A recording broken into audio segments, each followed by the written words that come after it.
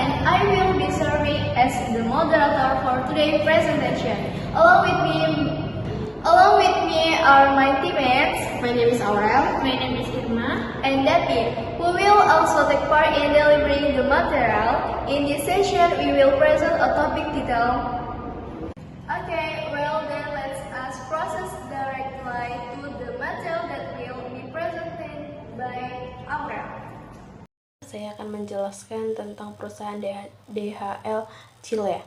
DHL Chile adalah cabang dari DHL Group, yaitu salah satu perusahaan logistik terbesar di dunia di Chile. DHL berperan penting dalam mendukung prosesnya pengiriman barang baik dalam negeri maupun luar negeri.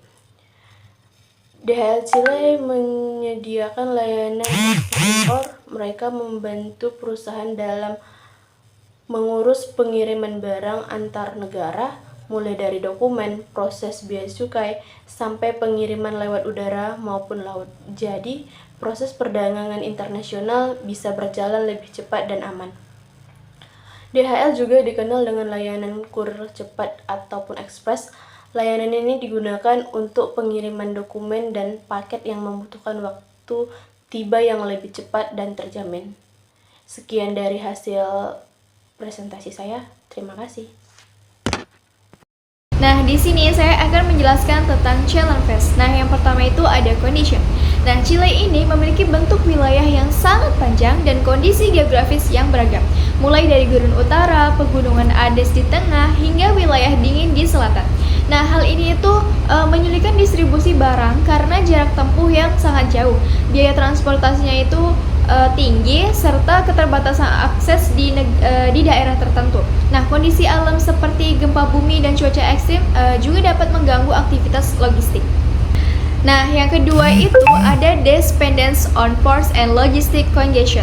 Nah, sebagai negara yang sangat bergantung pada perdagangan internasional, Chile ini sangat mengandalkan pelabuhan sebagai jalur utama ekspor dan impor.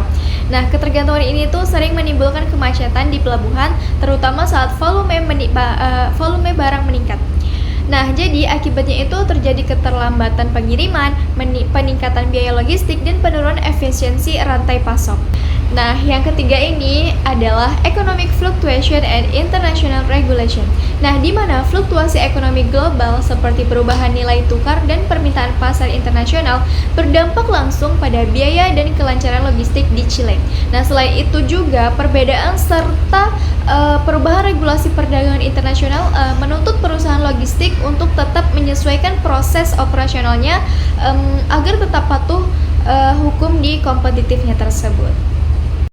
Oke, saya di sini akan menjelaskan tentang solution. Solution itu menunjukkan bahwa layanan logistik menawarkan paket solusi lengkap yang kayak seperti transportation, yaitu pengangkutan barang melalui darat, laut, dan udara.